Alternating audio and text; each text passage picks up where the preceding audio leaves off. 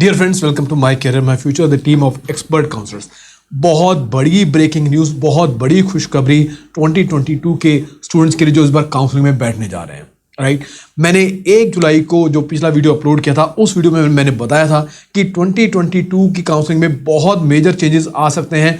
जो 2021 में बच्चों के साथ हुआ कि एक तरफ तो सीट्स वैकेंट रह गई और दूसरी तरफ से बहुत सारे बच्चे ऐसे थे जिनको सीट्स मिली नहीं, जिसके ऊपर सुप्रीम कोर्ट के में इसमें मामला चला और तब डायरेक्शन भी सुप्रीम कोर्ट की तरफ से आई और तभी भी मैंने प्रेडिक्ट कर दिया था कि क्या चेंजेस आ सकते हैं, बहुत स्ट्रिंजेंट चेंजेस आ सकते हैं। तो मैं रिक्वेस्ट करूंगा, एक तो आप मेरा वो वीडियो जरूर देखिएगा और मैं अपनी टीम को भी रिक्वेस्ट करूंगा एटलीस्ट वीडियो का वो पार्ट जरूर दिखाइएगा जिसमें मैंने जो चेंजेस आने वाले हैं उनके बारे में मैंने बताया था।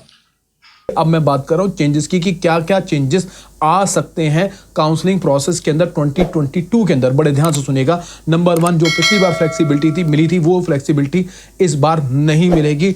हो सकता है पहले राउंड के अंदर तो आपको फ्री एग्जिट का चांस मिल जाए, पहले राउंड में आप नहीं पार्टिसिपेट करें तो भी चलेगा, लेकिन सेकंड राउंड, क्योंकि पहले राउंड के बाद आपके स्टेट्स के राउंड होने होते हैं, इसलिए आपको पहले राउंड में फ्लेक्सिबिलिटी मिल जाएगी ऑल इंडिया कोटा की। लेकिन जब बात आएगी सेकंड राउंड की, जब बात आएगी तो सेकंड राउंड के बाद हो सकता है वो स्टूडेंट जिनको सीट्स अलॉट हो गई उनको मॉप अप अपग्रेडेशन का चांस तो मिलेगा, लेकिन सीट छोड़ने का या आपको मॉप अप राउंड में जाने का उनको चांस नहीं मिलेगा। अगर सीट छोड़ देते हैं तो उन बच्चों को आगे फर्दर काउंसलिंग में बैठने का मौका नहीं मिलेगा। इस तरह के स्ट्रिंजेंट रूल्स आ सकते हैं पिछली बार की गलतियों को देखते हुए, पिछली बार के जो लूप होल्स हैं उनको देखते हुए। इंटरेस्टिंगली आज जो एमसीसी का नोटिफिकेशन जारी हुआ उसमें एग्जैक्टली सेम वही चीजें लिखी हैं, वही बातें लिखी हैं जो मैंने उस वीडियो में बताया था, 1 जुलाई को बताया था कि वो चेंजेस आ सकते हैं और आज 12 जुलाई को वो नोटिफिकेशन आ गया। इंटरेस्टिंगली अभी नोटिफिकेशन आने के बाद जो पेरेंट्स मेरे चैनल के साथ कनेक्टेड हैं, एक पेरेंट का फोन आया, हंसे हुए बोले कि सर आप कोई एस्ट्रोलॉजर हैं कि आपको कैसे पता लग गया था 12 दिन पहले कि ये चेंजेस आएंगे और एग्जैक्टली सेम वही चेंजेस की बात हो रही है इस नोटिफिकेशन में। सो मैंने उनसे भी एक बात कही कि सर एस्ट्रोलॉजी नहीं है, ये एक एक्सपीरियंस जो है इससे हम झलकता नज़र आता है। हमारा इतने सालों का जो तजुर्बा है कि और यहाँ इतने सालों का जो हमारा नेटवर्क है उससे कहीं ना कहीं हमें इंफॉर्मेशन रहती है कि किस किस तरह के चेंजेस जो हैं वो आ सकते हैं। तो उसी लिए हम एडवांस में बच्चों को एक तरह से तैयार कर देते हैं, प्रिपेयर कर देते हैं और यही हमारी काउंसलिंग में ही रहता है। अब बात करते हैं जो आज बहुत बड़ा नोटिफिकेशन जो है उस नोटिफिकेशन में लिखा गया है, एमसीसी का नोटिफिकेशन है।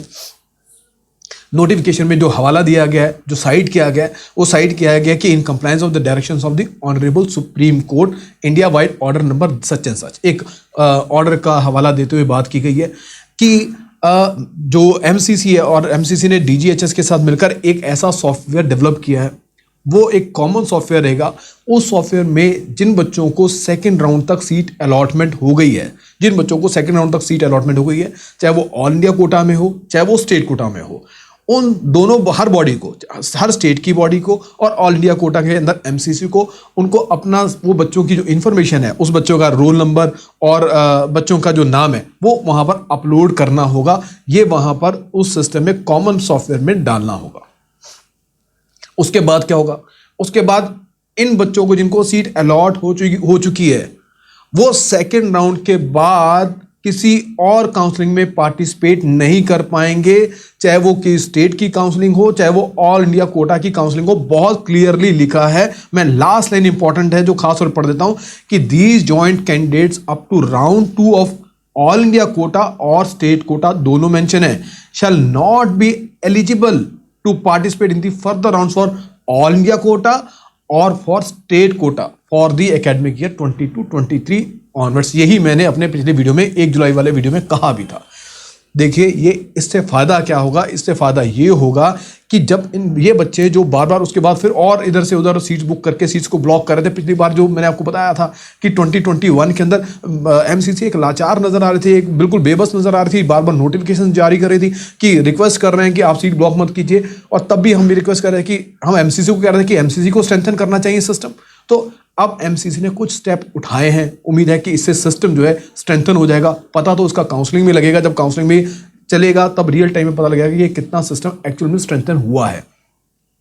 इसका बहुत बड़ा फायदा उन बच्चों को मिलेगा जिनको सीट नहीं मिली होगी, और सीट्स जब वैकेंट होंगी सो देन एक तरफ होगी वैकेंट सीट्स और दूसरी तरफ होंगे एलिजिबल कैंडिडेट्स जिनको सीट नहीं बनी।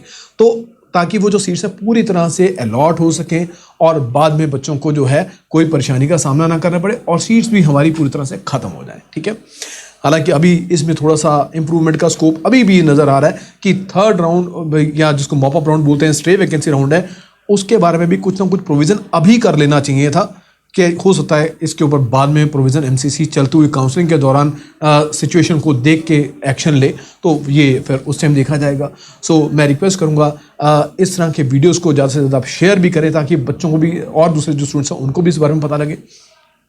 दूसरा, मैंने हर बार वीडियो में अभी जो क्योंकि नीट का एग्जाम होना बाकी है, 17 तारीख को एग्जाम है, मैं आपको तभी कह रहा था कि एक तरफ आप जब आप नीट पर फोकस कर रहे हैं तो साथ के साथ आप नोटिफिकेशंस के ऊपर भी ध्यान रखिएगा, बैलेंस बना के चलिएगा, क्योंकि इस तरह के नोटिफिकेशन आपकी काउंसलिंग से डायरेक्टली रिलेटेड है। बहुत बड़ी खबर है ये आज की डेट की, तो इस तरह की न्यूज़ आपसे मिस ना हो और इनके इम्पैक्ट्स, क्योंकि इसका इम्पैक्ट बहुत बड़ा पड़ने वाला है। फर्स्ट ईयर के जो फर्स्ट राउंड और सेकंड राउंड में सीट्स लेने वाले उनके लिए भी सोच समझ के सीट लेनी है। ऐसा ना हो फर्स्ट राउंड और सेकंड राउंड में ऐसी सीट पकड़ के बैठ जाएं और बाद में मॉप अप राउंड में, स्टे वैकेंसी राउंड में उससे अच्छी सीट के लिए एलिजिबिलिटी बन सकती हो आपकी, और लेकिन आप एक कॉम्प्रोमाइज सीट लेकर अपना नुकसान करके बैठ जाएं। सो बहुत सारे स्टेप्स को सोच के काउंसलिंग की प्लान करनी पड़ती है। So thank you very much for watching this video. Channel को सब्सक्राइब जरूर कीजिएगा ताकि इस तरह की और इंपॉर्टेंट इन्फॉर्मेशन आप तक पहुंच सके।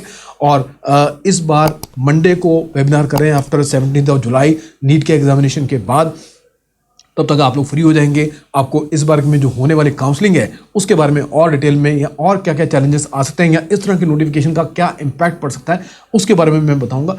फ्री वेबिनार है, ज़्यादा से ज़्यादा ज्वाइन कीजिएगा। लिंक मैं डिस्क्रिप्शन बॉक्स में आपको दे रहा हूँ। So thank you very much, stay connected.